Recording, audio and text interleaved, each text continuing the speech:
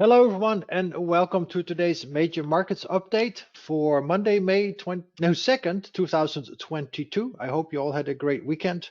I sure did. I was mostly spending time on the bleachers watching my sons play lacrosse, and I got a severe cold because it's so cold and blustery here in the Bay Area. So excuse me if I sound a little nasal, and suffering from a severe sinus headache as well. Anyway, a few more scribbles left. Where's the bottom in? Be wary of banking on fifth waves, because we know we've been on the right track based on the Elliott wave count, with the fourth wave bottoming and topping where it shoot and then the drop. But you'll get run over if you just sit there on that track. That means pigs get slaughtered. Okay, I thought this was a fantastic analogy on we've been on the right track, but we have to be careful for curveballs, and we have to move forward or we will get run over by the market, because the market fools the majority. It always has, it does currently, and it always will until there's no more market. But I don't think that's a worry we have to deal with. Anyway, let's go to the futures market and the hourly chart. This one has been progressing really nicely, especially since we identified the leading diagonal wave 1, the top of wave 2, right where it should. Picture perfect. It doesn't get any better. Anybody who still says Elliott wave doesn't work, you need to get your head checked. You really need to get your head checked. Absolutely. You are what I call a limited mental capacity person. But it's fine. We also need those. Somebody needs to collect the garbage cans. Anyway, 1, 2, 3, 4, 5. Wave 3, bottom right here in the ideal wave 3 target zone at the 138.2% extension. I think we were off by, let's see here, 136 versus, no, sorry, this was a 136 versus 129, off by 7 points. Excuse the market's inaccuracy. Then a overlapping bounce into last week's high for this wave 4, right at the 76.4%. Not retrace, but extension of wave 1, measured from the top of wave 2. And now we've been impulsing lower quite nicely. And here is where it gets dicey. Have we only completed wave 3 of wave 5 of C of potentially wave 4? Or did we already complete all of wave 5? Clear impulse lower, corrective higher, 1, 2, 1, 2.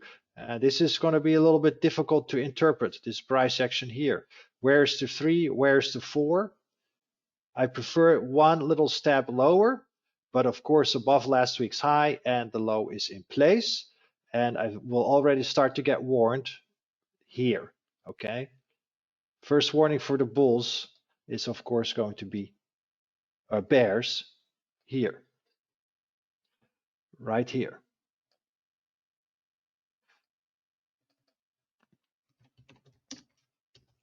First warning for the bears, because then we are starting to make a higher high. All right. Second warning for the bears. Cancel. This is a comment. I'm going to take that. Oops, away. There. That's going to take that one. I want this one.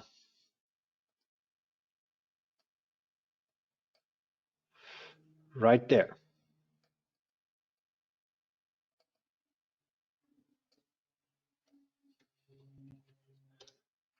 Second warning is of course above 42.34. So it's getting close. We're getting very, very close to trying to figure out if this is 3, 4, and 5, or so 5, or if all of 5 is already completed. Again, now we are in the finickies of details here. Moving on to the cash market, bullish reversals candle for the day. We've done technically enough. Wave 1, wave 2, wave 3, wave 4, we've done technically enough. Wave 5 should ideally go to 40.41. What did we get today? A low of 40.62, 40.63. It's getting awfully close. This is off by 22 points, okay? Divided by 40.41, it's off by 0.5%. So please keep this in mind. We're getting, in my humble opinion, awfully close.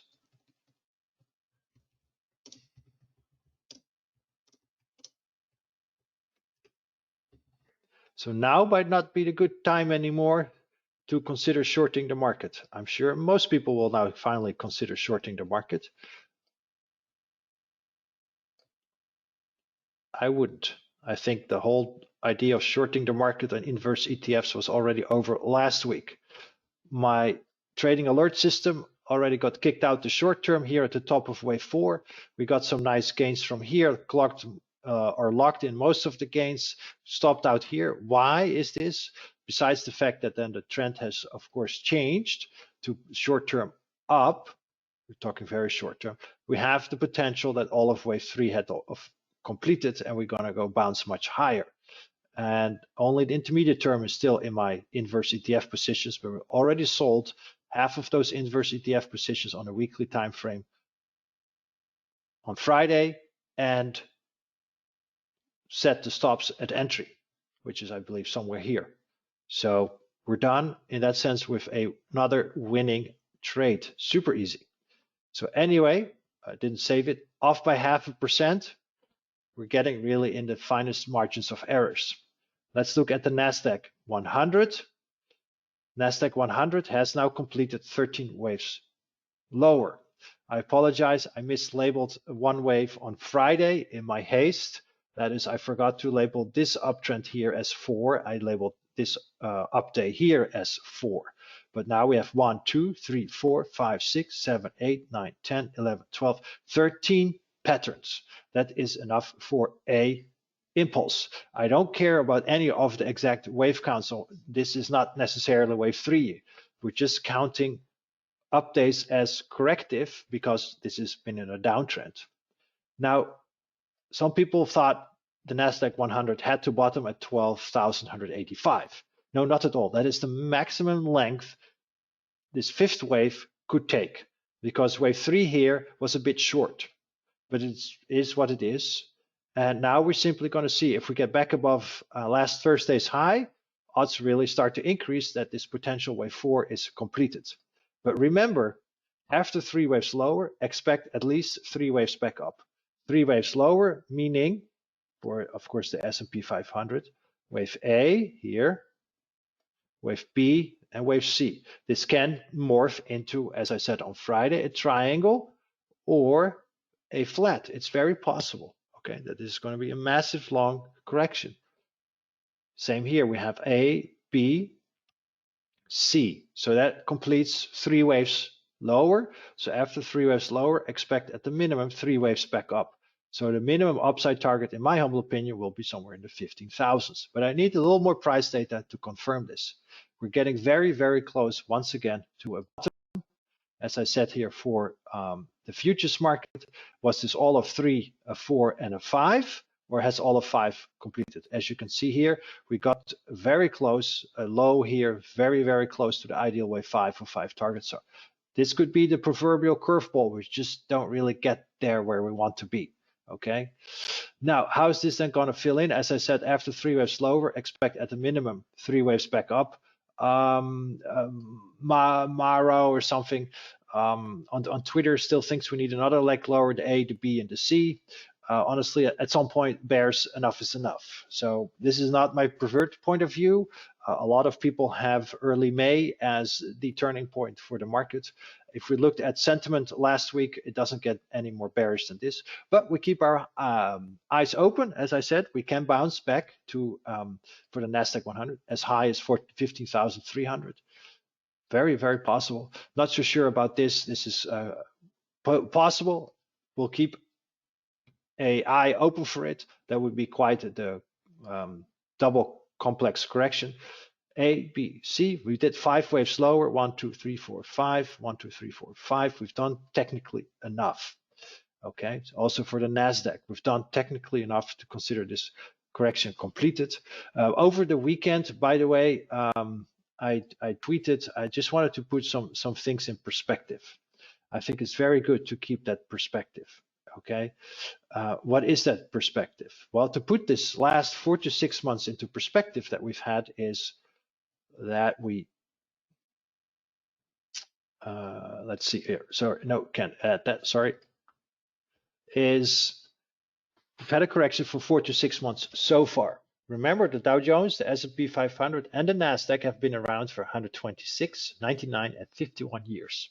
So the last 4 to 6 months are really drop in the bucket. I think that already rang home very well with those long-term yearly charts I showed you. So if we have a look at how corrections have transpired since the 2009 low, then we can go back consecutively a little further in time. The March 2020 low was an 18 months irregular flat correction. Okay, the February 16 low was a 6 months long regular flat correction. And the October 11 low was a 7-month irregular flat correction. The July 10 low was a 2 months long zigzag. So we've had flats, we've had zigzags, all of multi-month long corrections. So currently for the market, what's the big deal? We've done 4 to 6 months. The technologies topped in November. The other indexes, I think early January. So nothing is out of the ordinary just yet. The market was down, the S&P 500, 13.5%, I believe, on Friday, which is a normal average drawdown for the market. Nothing out of the ordinary, nothing at all. So moving on to the Dow Jones. The Dow Jones also got awfully close to the ideal wave 5 of C of 4 target zone with today's low. I'm sure the stab lower today counts pretty good, but this also starts to look more and more for a potential wave 4 completion. Semi-conductors, same deal. I believe, what is this? Today's Monday, Friday, Thursday. Last Wednesday, it got awfully close to the ideal wave 5 of C target zone. It didn't reach the full CSA, but we got to the 176.4% extension. Let me move this line a little bit back up. So there are now enough scribbles in place to consider this complete. Also, this one, of course, needs to break higher. And this is going to be the cutoff level I'm going to look for the semiconductors. This level here, there. Because then we start making higher highs, all right? And of course, a serious first warning is, of course, this level here. So also this one starts to look good. We have some positive divergences going on as well. Full stochastic, MACD. So also this one starts to suggest that we might get a decent low in place. IWM got some work to do. This is the trend is your friend chart. I haven't shared these charts with you for a long time, but the trend is clearly down. So the IWM have lots of work to do, but there are some positive divergences developing. And also from a bigger picture perspective, I still would like to see another final fifth wave higher than we've reached the ideal wave 3 target zone. We went a little bit below the ideal wave 4 target zone. Again, the market doesn't have to be ideal all the time. But we got to the 161.8% extension to the T. And we're staying above 180 so far. So as long as we can hold the lows, we're good. We did 1, 2, 3, 4, 5 waves lower of this irregular, flat, in my humble opinion, correction. So something like A, B, C. Very normal. Remember, the IWM has rallied almost the most, and that's the semiconductors. Semiconductors, bigger picture-wise, let's see here, if I can find that chart right here. So far, also in this ideal wave 4 target zone, on an annual basis, we still need at least a fifth wave to complete, in my opinion, a larger 3, and then a 4, and then a 5. This would be then the cycle 4 that I've been mentioned, okay? Multi-year deep correction. That would probably bring us back to where we are now, potentially even a little bit lower. So far, so good. I like it. Nothing out of the ordinary. So please be aware where we are and that we are indeed now tracking things correctly still based on the futures market, the S&P 500, and the NASDAQ 100. Everything has been right on track, but we don't want to get run over by just sitting there, especially not from a short perspective, as the low could have been in. The S&P 500 got within 0.5% of the ideal wave 5 target zone, which is the 176.4% extension. So we can still have a few scribbles left. I can't state it often enough. We can still have a few scribbles left, but it's not necessary. There are technically enough scribbles in place, and betting on this fifth of a C wave is not ideal. And then we're going to track if wave 4 has completed, or is this only a wave A and we get another bounce and another leg lower. Don't know yet. Start to prefer that wave 4 has been completed. We've then had a 4 to 6 months long correction, which is quite normal if we look at the bull market that started in 2009, and which is really a drop in the bucket considering how long these indexes have been around. I know every day might seem very, very long, but it's really nothing from a bigger picture perspective. And if we keep that perspective, we'll definitely are more relaxed, less anxious, and stay more ahead of the curve. Whereas everybody is overanalyzing every scribble and every indicator. We don't want to do that. So on Wednesday, let's have a look at what some of the indicators are telling us. I know Wednesday is probably also Fed Day and all that stuff. So let's see what we're going to get. I like it. Things are on track. Hopefully we don't get any curveballs from the market, but it looks like pretty good from an Elliott Wave perspective. Very, very close to the ideal target zones for this wave 5. So with that, all the levels will of course be on the chart.